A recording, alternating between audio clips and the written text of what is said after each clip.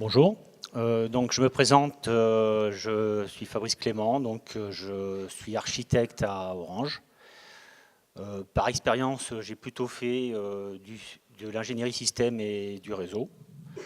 Ensuite, je fais un peu d'opération, l'architecture technique. Et là, j'aurais tendance à dire que je me mets un petit pied dans le logiciel. J'essaie d'être un peu plus transverse et global, d'être un peu moins spécialisé. Donc, alors voici un petit. C'est pas que je suis cruciverbiste, mais en fait, voilà un peu souvent les architectes aiment bien dresser un tableau principal, une big picture, comme on dit, le paysage. Donc, voilà un peu notre paysage aujourd'hui, hein. Alors, bien sûr, là, j'ai mis au cœur DevOps, parce que c'est le sujet d'aujourd'hui, mais aussi les microservices, puisque c'est le sujet dont je vais vous parler, puisque quand on parle DevOps et architecture, forcément, on a le microservice qui vient, et donc je vais vous présenter un peu de ce que c'est, et pourquoi on en parle, et à quoi ça sert. Alors, déjà, si vous avez vu dans le titre de cette présentation, j'ai été un peu provocateur, donc j'ai dit architecture et DevOps, je t'aime moi non plus. Ce qui se passe effectivement, c'est que bon, on s'accorde tous à dire oh, l'architecture c'est important, il faut en faire. Par contre, souvent, si je vous pose la question, quel est le rôle d'un architecte? Là, il peut y avoir plusieurs réponses. C'est pas si évident. Et surtout, on a vu, ou on voit peut-être encore, l'architecte, l'image classique de l'architecte dans sa tour d'ivoire, quelque part, avec sa méthode waterfalling, d'où ce slide où on voit qu'il se casse la figure, l'architecte de sa tour d'ivoire, avec sa méthode waterfalling, alors la méthode waterfalling, on dit aussi big upfront design. En fait, c'est tout le contraire d'agile. Ça consiste à partir, enfin ça paraît très logique, hein, ça consiste à partir des requirements, des besoins, ensuite la conception, ensuite le développement, ensuite maintenance et l'exploitation. C'est pour ça que ça fait waterfalling. Et récemment, on voit aussi voilà, des gens qui disent Just Enough Architecture, il y a un livre là-dessus. Emergent Architecture, l'architecture elle apparaît comme ça un peu magiquement. Donc il n'y a pas besoin d'architecte à la rigueur. Sacrificial architecture, l'architecture en fait c'est quelque chose de jetable, il faut savoir le jeter. Et who needs an architect, c'est même d'ailleurs un architecte qui dit ça, les développeurs, l'architecte et les développeurs. Et enfin récemment j'ai lu Nobody at Google has the title of architect. Donc est-ce que quelque part l'architecte est toujours utile dans un monde un peu réactif et agile? On peut se poser la question. Alors, parlons un peu des microservices et de DevOps. Bien sûr, j'aurai une slide qui vous expliquera tout ça. Alors, chronologiquement, donc, ce qui apparaît en premier, c'est le jaune-orange là sur le graphique, c'est Docker, qui est très très populaire. Les microservices sont en rouge, donc ils apparaissent plutôt vers mi-2014, un peu début 2014. Et en fait, ils ont succédé un peu DevOps. Ça, c'est une recherche de mots-clés dans Google. Hein. C'est toujours très pratique un peu pour voir les tendances. Donc, en fait, les microservices, c'est apparu après DevOps, alors bien sûr, bien après Docker. C'est juste pour voir un peu quand est-ce qu'apparaissent les choses. On pourrait dire, en fait, quelque part que là, les microservices, tout à l'heure, j'ai dit l'architecture peut émerger. On pourrait penser donc que les microservices, c'est une architecture qui a émergé un peu des mouvements de DevOps, Cloud. Enfin, je ne vais pas repasser le premier slide avec toutes les acronymes qu'on a et toutes ces tendances-là. Alors, les microservices, pourquoi? À l'origine, en fait, on a le monolithe. Vous allez entendre parler du monolithe quand on parle des microservices. Qu'est-ce qui caractérise le monolithe, en fait? C'est qu'il est lourd. Hein, donc, on a du mal à le manipuler. Et surtout, il n'a pas de structure. C'est un bloc sans structure, qui est lourd, qu'on n'arrive pas à manipuler. Alors, pourquoi? En fait, là, j'ai mis deux citations. Une de John Gall, qui a écrit un livre qui s'appelle The Systems Bible, que je n'ai pas lu, mais qui dit plein de choses intéressantes, d'après les résumés que j'ai pu lire. Donc, System tend to extend to fit the known universe. C'est un peu vrai, hein, on a tendance, effectivement, des systèmes en croissance, quelque part, ils essaient de croître tant qu'ils peuvent. Ou alors une autre citation de donc, Jamy Zawinski, qui a été un développeur chez Mozilla et un hacker Unix, qui dit bah voilà, tout logiciel gagne des fonctionnalités jusqu'à être capable de lire des mails. Super. Et ceux qui n'en sont pas capables sont remplacés par d'autres qui le sont. Voilà. Alors, on va parler vraiment qu'est-ce que c'est que les microservices. Donc, on va revenir à quelque chose que vous connaissez bien, qui est l'architecture n-tiers. Ou qu'est-ce qu'on fait dans l'architecture n-tiers? En fait, on découpe d'abord sur des couches techniques. La persistance, la logique métier et la présentation. Donc, architecture n-tiers, c'est une architecture en couches. Les architectures en couches, on connaît très bien ça, même au niveau réseau, avec les couches de LOSI, les 7 couches de LOSI, etc. On sait très bien pourquoi on fait des architectures en couches. Oui, tout simplement parce qu'on veut être indépendant des couches du dessous, c'est-à-dire que là, je peux changer ma base de données sans que ça impacte la présentation, ou plus exactement, dans l'autre sens, c'est mieux, je peux changer ma présentation sans forcément changer de base de données. Donc, cette architecture en couche, on la connaît bien, et on a en fait des processus, alors ça c'est important, on a des processus pour chaque couche technique, c'est-à-dire on va avoir des processus pour la couche présentation, des process, des exécutions, un exécutable. Pour la logique métier, typiquement, on a plusieurs frontaux, avec chacun, chaque frontal fait tourner le processus, Apache ou Nginx ou Node.js, peu importe, donc une couche frontale. Et ensuite, la persistance, c'est la base de données, pareil, ça tourne dans des processus, et souvent, c'est même des machines différentes. Alors, qu'est-ce qui va se passer avec les microservices? On va mettre de côté ces couches techniques. En gros, on va dire, on va pas les oublier, mais on les met de côté. Ensuite, qu'est-ce qu'on fait? Alors là, on voit qu'effectivement, il y a des librairies partagées. Ah, pour les microservices, c'est pas bien. Ça fait penser au monolithe. Le truc, on peut difficilement changer. Alors, on va les faire disparaître. Et ensuite, qu'est-ce qu'on fait? On va plutôt regrouper les choses par une fonctionnalité business, métier, quelque chose de... Voilà. Donc, typiquement, là j'ai pris plutôt un site d'e-commerce, assez classique, avec une recherche, voilà, qui regroupe le fonctionnel métier et la recherche avec les données. Donc, ça serait une donnée produit. On va regrouper les ventes typiquement avec des commandes, ça semble logique. Un catalogue, on va le regrouper avec produit. Alors, du coup, il y a deux fois. On verra un peu, ça peut, effectivement, pourquoi pas. On en parlera plus tard. Et puis, typiquement, un reporting. Alors là, c'est plutôt pour l'interne, ce qui donne les stocks et est-ce qu'il faut réapprovisionner ou pas. Donc, qu'est-ce qui se passe? En fait, on donne une priorité donc, à ces fonctionnalités-là. Donc, on les regroupe pour faire des entités logiques. On inverse un peu le schéma que j'avais tout à l'heure. Mais j'ai dit qu'on mettait nos couches techniques de côté. Et donc, pour chaque silo, là, on fait comme d'habitude, on met nos couches techniques, présentation, métier. Mais surtout, là, qu'est-ce qu'on a fait en fait? C'est qu'on a les processus d'exécution, c'est plus tellement la base de données en soi, c'est aussi tout ce qui va avec le métier, la présentation. D'accord? Donc c'est ça. Voilà, là, le microservice, c'est faire ça. Alors, ça a des avantages qu'on va voir tout à l'heure. Ce qu'il faut voir, c'est que dans une architecture 3 tiers, on fait des couches sur un axe, d'accord, comme j'ai dit, l'axe technique. Là, on va aussi faire un axe business fonctionnel, d'accord. Donc, quand je dis axe, et quand j'ai dit tout à l'heure que les couches, ça permettait d'être indépendant, en fait, là, comme on a deux axes, on a un degré de liberté, on a deux dimensions, donc on a un degré de liberté supplémentaire pour pouvoir changer les choses. Puisque, quelque part, la finalité aussi de l'architecture, c'est de pouvoir changer les choses facilement, faire évoluer. Quelque part, on voit le changement un peu comme un perturbateur dans notre système. Il en faut, mais on a envie de le faire évoluer. Mais le changement, c'est quelque part un perturbateur et on n'a pas envie qu'il déstabilise toute notre belle architecture. Donc, il faut faire des boîtes. Et ces boîtes, ça permet de circonscrire ce changement, ce vilain changement. Bon, que dire d'autre?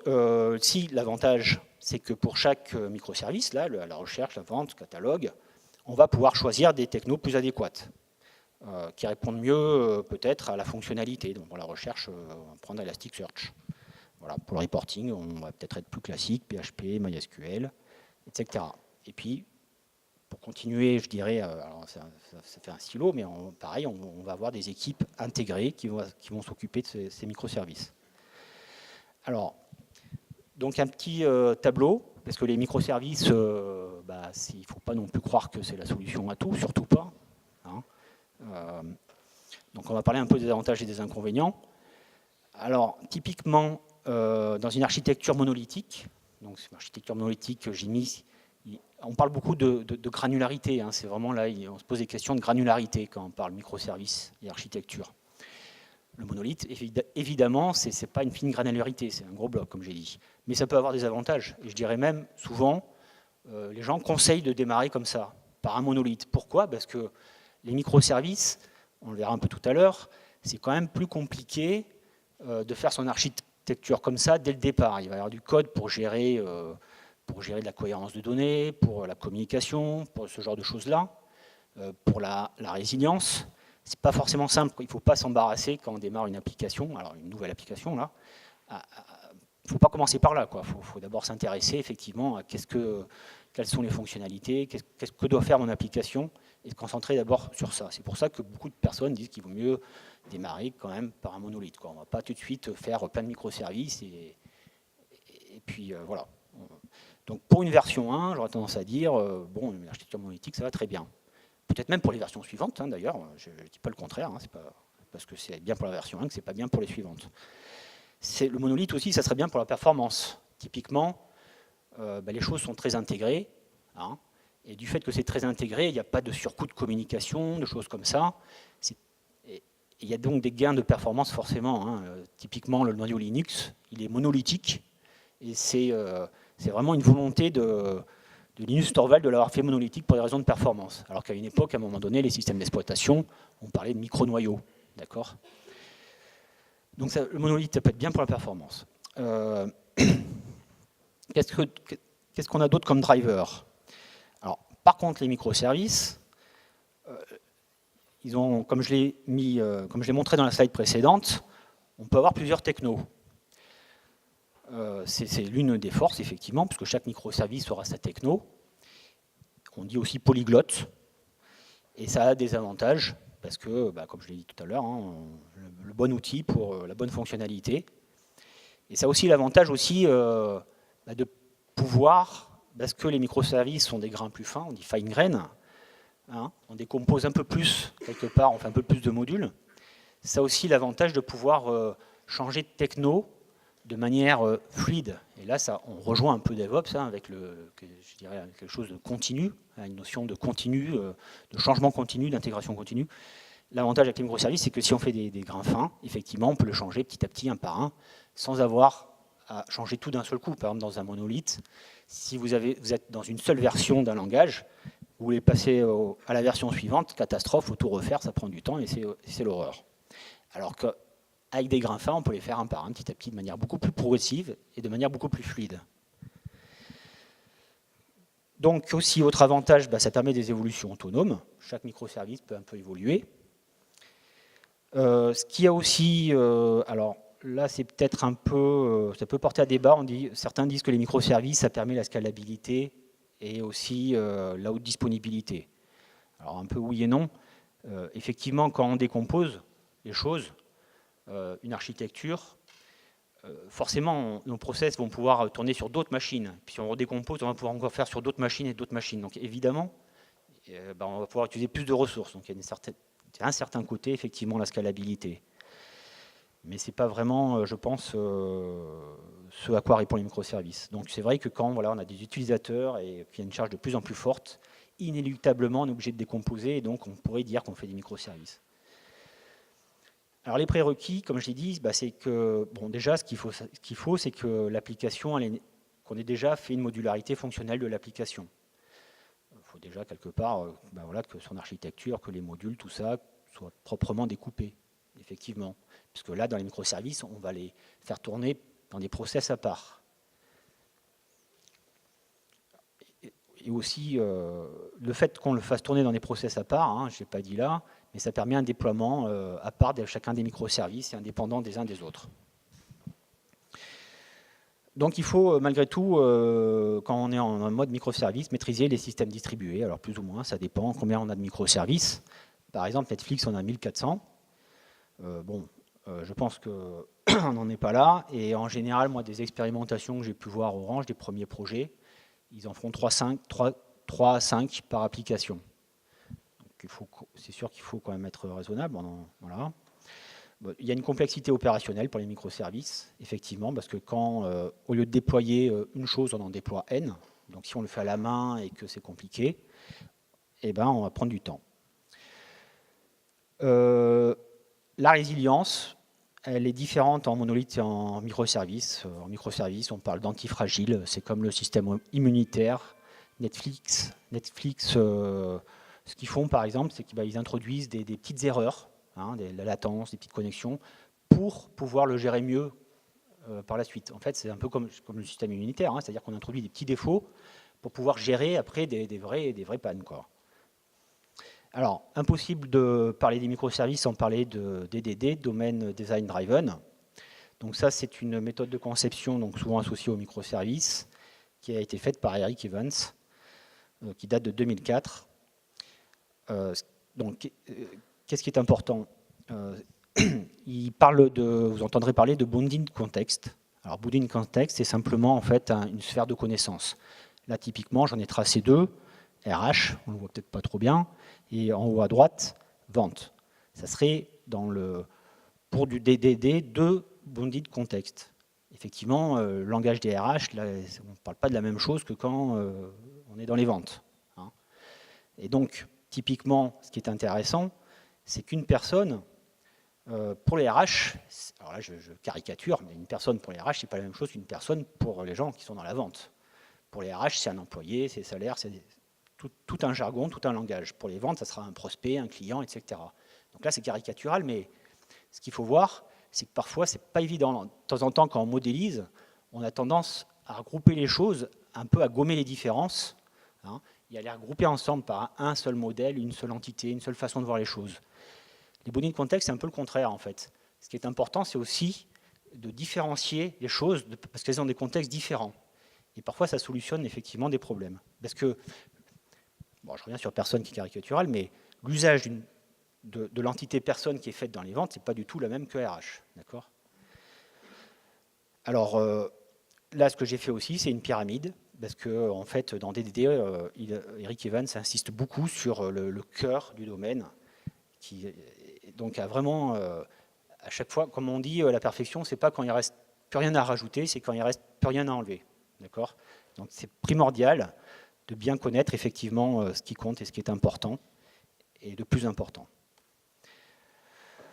Bon, du coup en architecture, comme j'ai dit, maintenant ça se transforme, enfin quelque part, on va dire qu'il y a un processus décisionnel, et au début on est plutôt dans, là c'est une courbe, on va de gauche à droite, au début on est plutôt dans l'incertitude, et puis sur des choses dures à changer, quelque part, voilà, et quand on progresse, on va vers du déterminisme. D'accord ? Donc typiquement, les décisions, il y a plusieurs façons. Soit on les retarde, genre du lazy decision, soit on fait du workaround, c'est-à-dire qu'on fait exprès de ne pas prendre une décision tout de suite, mais on se prémunit un peu comme une assurance pour pouvoir la changer un peu plus tard. Qu'est-ce qu'il peut y avoir d'autre ? Dire que le changement, il n'y en aura pas. C'est typiquement si vous avez fait suivi DDD, que vous avez trouvé les principaux concepts, les invariants de votre application, ça ne changera pas. Et c'est tant mieux, c'est ce qu'on cherche justement quand on veut parfois aller vite. Donc, du coup, ça donne un peu ça pour DevOps. C'est que d'un côté, on a le monolithe avec un gros goulet d'étranglement. Et de l'autre, on a plutôt des microservices avec voilà, une parallélisation des changements qu'on peut faire, parce qu'on travaille sur des grains beaucoup plus fins. C'est pareil en parallélisme, si vous avez développé avec des threads, des locks, etc. Le paysage des technos, que j'aurai pas le temps, probablement j'aurai pas le temps d'être exhaustif. J'ai mis un lien en bas avec une longue liste de ce qu'il y a comme techno standard sur les microservices. À Orange, on utilise, dans mon entité, il y a Zookeeper, Kong, Kafka et RabbitMQ. Donc c'est plutôt des briques de communication, ou alors pour gérer un peu la coordination des microservices, leur synchronisation, parce que c'est l'essentiel du problème. Voilà, bon, bah, ça je vais passer, ça aussi. Et donc ma conclusion. Donc en fait, par rapport à l'architecture waterfalling, le premier slide, bon, comme on aime bien les histoires qui finissent bien, j'aurais tendance à dire, de toute façon, il y a une espèce de paradoxe où on dit, bon, ben voilà, il faut quand même des interfaces entre les choses, mais d'un autre côté, on dit, ouais, il ne faut pas des murs entre les gens, hein. Typiquement dans DevOps, on parle d'un mur entre Dev et Ops.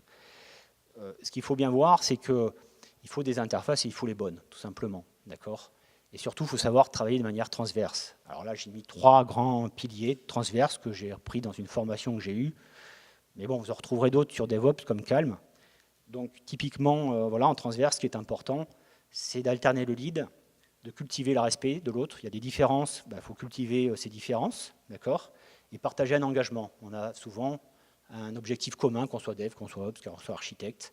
Il faut partager cet objectif commun dans le respect et en alternant le lead. C'est-à-dire que voilà, on contribue, ce n'est pas forcément toujours le même qui tire tout le monde là, dans un projet. Et donc voilà, et après je pense que du coup, oui, je vais terminer par une petite citation relative à un poème qui s'appelle... alors cette petite citation, c'est les bonnes clôtures font les bons voisins. Voilà.